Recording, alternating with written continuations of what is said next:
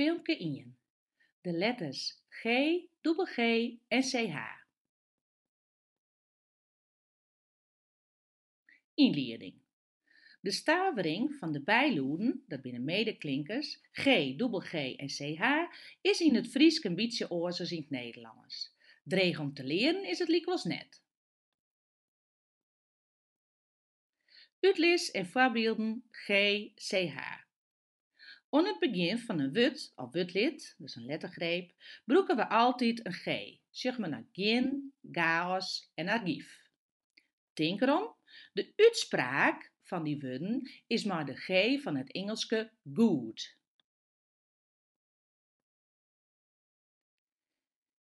In tijdwoorden, dat binnen werkwoorden, wordt van je een G staveren. Zeg maar naar vreegje, droegje en zeegje.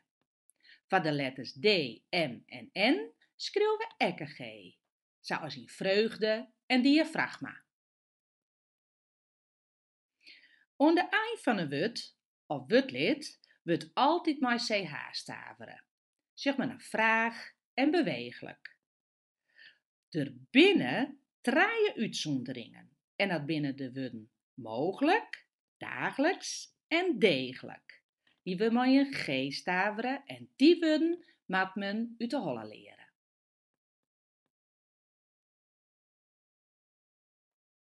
Verlitsingswoorden worden altijd met CH staveren. Brechtje en zeertje. Voor een S of een T broeken we altijd een CH. Zeg maar naar nacht en dags. Een woord kan wol eindig je op NG, zoals in slang of belangstelling. De letters NG vorm je, krijgt als in het Nederlands, in je bijloed. Uitlis en voorbeelden G, dubbel G, CH midden in een wut. Tussen twee kwarte loeden wordt G of dubbel G staveren als dat om de uitspraak nodig is, zoals in vlaggen en kugel. De stembanden tril je dan.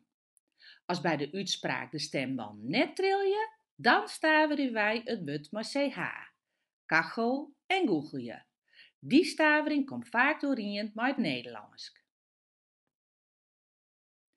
Oefen je. Zet de naaikomende Nederlandse woorden oer naar het Friesk. Oog, ogen. Aardigheid, hoog, hoger, hoogst. Buigen, jij vliegt.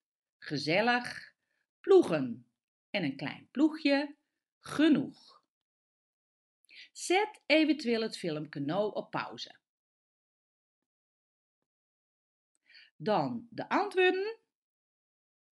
Eer, eren. Aardigheid, heeg, heger, heegst. Boegje, dan vlugst. Gezellig. Ploegje en een lieds ploegje. En genau.